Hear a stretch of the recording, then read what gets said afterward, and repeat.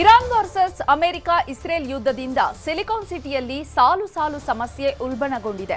Hotel ಬಳಿಕ Indira ಕ್ಯಾಂಟೀನ್ಗಳು gas ಇಲ್ಲದೆ ಬಂದ್ ಆಗಿವೆ. ಇಂದಿರಾ ಕ್ಯಾಂಟೀನ್ ಆಹಾರವನ್ನೇ ನಂಬಿಕೊಂಡ ಜನರು ಪರದಾಡುವಂತಾಗಿದೆ.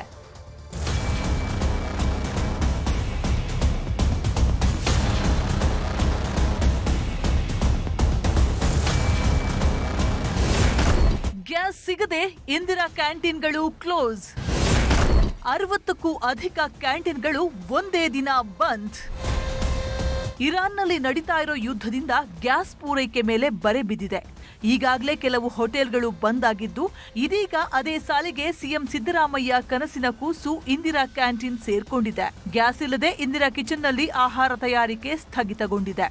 60ಕ್ಕೂ ಅಧಿಕ ಇಂದಿರಾ ಕ್ಯಾಂಟೀನ್ಗಳು ಬಂದ್ ಆಗಿದೆ. ಇದರಿಂದಾಗಿ ಇಂದಿರಾ ಕ್ಯಾಂಟೀನ್ ಊಟ ನೆಚ್ಚಿಕೊಂಡಿದ್ದ ಜನರಿಗೆ ಸಮಸ್ಯೆ ಎದುರಾಗಿದೆ. ಜನ ಬರ್ತಾವ್ರೆ, ಎಲ್ಲ ಸ್ಟೂಡೆಂಟ್ಗಳು ಬರ್ತಾವ್ರೆ. ಸ್ಟೂಡೆಂಟ್ಗಂತೂ ಭಾರಿ ಪ್ರಾಬ್ಲಮ್ ಆಗಿದೆ. ಇಲ್ಲಿ ಗ್ಯಾಸ್ ಇಲ್ಲ ಅಂತ ಬೆಳಿಗ್ಗೆ ನಾಷ್ಟ ಮಾತ್ರ ಕೊಡ್ತಾವ್ರೆ, ಮಧ್ಯಾಹ್ನ ಊಟ ನೈಟ್ ಊಟ ಎರಡೂ ಇಲ್ಲ, ಕ್ಯಾನ್ಸಲ್ ಆಗಿದೆ. ಹಂಗಾಗಿ ಎಲ್ಲರೂ ಬರ್ತಾರೆ ಸರ್. ಒಂದು ದಿನಕ್ಕೆ ಇಲ್ಲ ಅಂದ್ರೆ 300-400 ಜನ ಬರೋರು. ಇವಾಗೆಲ್ಲ ಹೋಯ್ತದು 300-400 ಜನ. ಇವಾಗ ಊಟ ಇಲ್ಲದ್ರೆ ಬೆಳಗ್ಗೆಯಿಂದ ಲೇಡೀಸ್ಗಳು, ವಯಸ್ಸಾದವರು, ಅವರು ಇವರೆಲ್ಲ ಬರ್ತಾನೆ ಅವ್ರೆ.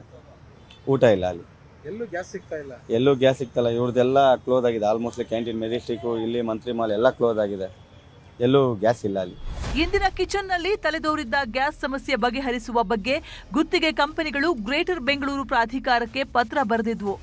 ಇದೀಗ ಮಧ್ಯಪ್ರವೇಶಿಸಿರುವ ಜಿಬಿಎ ಇಂಡಿಯನ್ ಆಯಿಲ್ ಕಾರ್ಪೊರೇಷನ್ ಜೊತೆಗೆ ಮಾತುಕತೆ ನಡೆಸಿ ಐಒಸಿ ಇಂದಿರಾ ಕ್ಯಾಂಟೀನ್ಗೆ ಗ್ಯಾಸ್ ಸಿಲಿಂಡರ್ ನೀಡಲು ಒಪ್ಪಿಕೊಂಡಿದೆ. ಇನ್ನೆರಡು ದಿನಗಳಲ್ಲಿ ಅಗತ್ಯ ಗ್ಯಾಸ್ ಸಿಲಿಂಡರ್ ಪೂರೈಕೆ ಆಗುತ್ತದೆ ಎನ್ನಲಾಗ್ತಿದೆ. ಸರ್ಕಾರಕ್ಕೆ ಕೇಳಿದ ಪ್ರಕಾರ ಐಒಸಿ ಅವರು ಸಿಲಿಂಡರ್ಸ್ ಕೊಡಲಿಕ್ಕೆ ಒಪ್ಕೊಂಡಿದ್ದಾರೆ. ಸೊ ಬೇಗನೆ ಚಾಲು ಆಗ್ತದೆ. ಇಂಡಿಯನ್ ಆಯಿಲ್ ಹೌದು. ಈಗ ಇವತ್ತು ಕೆಲವು ಕಡೆ ಎಲ್ಲ ಚಾಲು ಆಗ್ತದೆ. ವಾಪಸ್ ಕನಿಷ್ಠ 80 ಸಿಲಿಂಡರ್ ಪ್ರತಿದಿನ ಖರ್ಚಾಗ್ತದೆ. ಸ್ವಲ್ಪ ಆಪ್ಟಿಮೈಸ್ ಮಾಡ್ತೀವಿ. ಅದು ನೋಡಿದ್ರೆ ಖಂಡಿತ ಅವಕಾಶ ನಮಗೆ ಸಮಸ್ಯೆ ಬರುವುದಿಲ್ಲ. ಬೆಂಗಳೂರಲ್ಲಿ ಒಟ್ಟು 170 ಇಂದಿರಾ ಕ್ಯಾಂಟೀನ್ಗಳಿವೆ. ಇದಕ್ಕೆ 28 ಇಂದಿರಾ ಕಿಚನ್ಗಳಿಂದ ಆಹಾರ ತಯಾರಿಸಿ ಪೂರೈಕೆ ಮಾಡಲಾಗುತ್ತೆ. ಬಹುತೇಕ ಕಡೆ ಕಿಚನ್ಗಳು ಬಂದ್ ಆಗಿವೆ. ಇದೀಗ ಇಂಡಿಯನ್ ಆಯಿಲ್ ಕಾರ್ಪೊರೇಷನ್ ಸಿಲಿಂಡರ್ ಪೂರೈಕೆ ಆದ್ರೆ ಮಾತ್ರವೇ ಇಂದಿರಾ ಕ್ಯಾಂಟೀನ್ ರೀಓಪನ್ ಆಗಲಿದೆ. ಆಶಿಕ್ ಮುಲ್ಕಿ, ನ್ಯೂಸ್ 18. ಇಡೀ ರಾಜ್ಯವೇ ಕಮರ್ಷಿಯಲ್ ಗ್ಯಾಸ್ ಸಿಗದೆ ಸಮಸ್ಯೆಗೆ ತುತ್ತಾಗಿದೆ. ಆದ್ರೆ ಇಲ್ಲೊಂದು ಸಂಸ್ಥೆ ಒಂದಲ್ಲ ಎರಡಲ್ಲ ಲಕ್ಷಾಂತರ ವಿದ್ಯಾರ್ಥಿಗಳಿಗೆ ಕೊಂಚವೂ ವ್ಯತ್ಯಯ ಆಗದ ಹಾಗೆ ಬಿಸಿ ಊಟ ಸರಬರಾಜು ಮಾಡ್ತಾ ಇದೆ. ಸಂಸ್ಥೆಯ ಮಾಸ್ಟರ್ ಪ್ಲಾನ್ ಏನು ನೋಡಿ.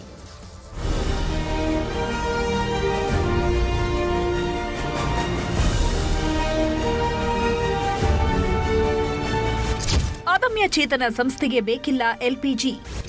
ಲಕ್ಷಾಂತರ ಮಕ್ಕಳಿಗೆ ರೆಡಿ ಆಗುತ್ತೆ ಅಡುಗೆ.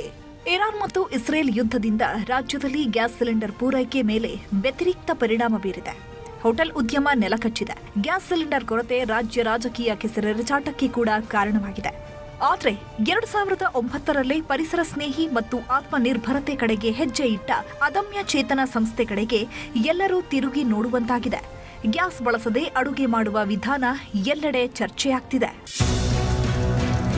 ಬರೋಬ್ಬರಿ 1,65,000 ಮಕ್ಕಳಿಗೆ ಗ್ಯಾಸ್ ಇಲ್ಲದೆ ಅದಮ್ಯ ಚೇತನ ಸಂಸ್ಥೆಯಿಂದ ಬಿಸಿಯೂಟ ಸರಬರಾಜು ಮಾಡ್ತಿದೆ. ಅದಮ್ಯ ಚೇತನ ಗ್ಯಾಸ್ ಬಳಕೆಗೆ ಗುಡ್ ಬೈ ಹೇಳಿದ್ದು, ಸ್ಟೀಮಿಂಗ್ ಮೂಲಕ ಮಕ್ಕಳ ಬಿಸಿಯೂಟ ತಯಾರಾಗ್ತಿದೆ. ಬ್ರಿಕೆಟ್ಸ್ ಬಳಸಿ ಅಡುಗೆ ತಯಾರಿ ಮಾಡ್ತಾ ಇರೋ ಅದಮ್ಯ ಚೇತನ ಸಂಸ್ಥೆಗೆ ಈ ಹಿಂದೆ ಪ್ರತಿದಿನದ ಅಡುಗೆ ತಯಾರಿಗೆ 600 ಸಿಲಿಂಡರ್, 400 ಲೀಟರ್ ಡೀಸೆಲ್ ಬೇಕಾಗ್ತಿತ್ತಂತೆ. ಇದೀಗ ಪರಿಸರ ಸ್ನೇಹಿ ಅಡುಗೆ ಮನೆಯನ್ನ ಪರ್ಯಾಯವಾಗಿ ಬಳಸಲಾಗ್ತಿದೆ.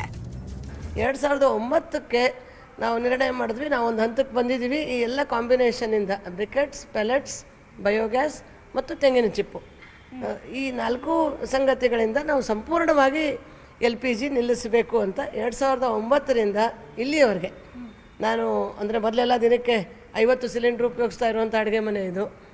ಈಗ 2009ರಿಂದ ಇಲ್ಲಿ ಇವತ್ತಿನವರೆಗೆ 1 ಸಿಲಿಂಡ್ರು ನಮ್ಮ ಕಂಪೌಂಡಲ್ಲಿ ಬರದೇ ಇರುವಂಗೆ ನಾವು ನೋಡ್ಕೊಂಡಿದ್ದೀವಿ.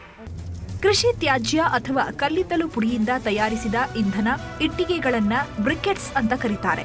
ಇವು ಪರಿಸರ ಸ್ನೇಹಿ ಆಗಿರೋದ್ರ ಜೊತೆಗೆ ಕಡಿಮೆ ಹೊಗೆ ಮತ್ತು ಹೆಚ್ಚಿನ ಶಾಖವನ್ನ ನೀಡುವ ಇಂಧನ ಮೂಲಗಳಾಗಿವೆ. ಇದನ್ನೇ ಗ್ಯಾಸ್ ಬದಲು ಪರ್ಯಾಯ ವ್ಯವಸ್ಥೆಯಾಗಿ ಅವಲಂಬನೆ ಮಾಡಿರೋದ್ರಿಂದ ಕಮರ್ಷಿಯಲ್ ಗ್ಯಾಸ್ ಅಗತ್ಯ ಇಲ್ಲ.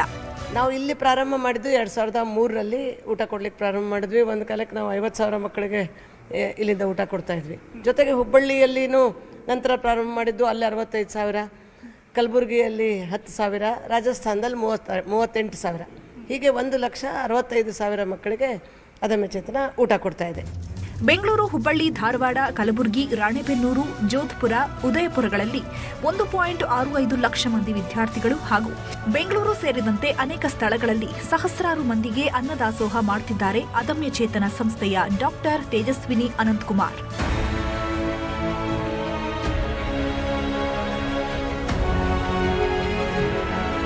ಸರ್ಕಾರ ಹಾಗೂ ಖಾಸಗಿ ಹೋಟೆಲ್ನವರು ಕೂಡ ಇದೇ ರೀತಿ ಪರಿಸರ ಸ್ನೇಹಿ ವಿಧಾನದಲ್ಲಿ ಅಡುಗೆ ತಯಾರಿಗೆ ಒತ್ತು ನೀಡಿದ್ರೆ ಸಾವಿರಾರು ಕಿಲೋಮೀಟರ್ ದೂರದ ಇರಾನ್ ಇಸ್ರೇಲ್ ಯುದ್ಧ ನಮಗೆ ತಟ್ಟೋದೇ ಇಲ್ಲ. ಪ್ರಗತಿ ಶೆಟ್ಟಿ, ನ್ಯೂಸ್ 18, ಬೆಂಗಳೂರು.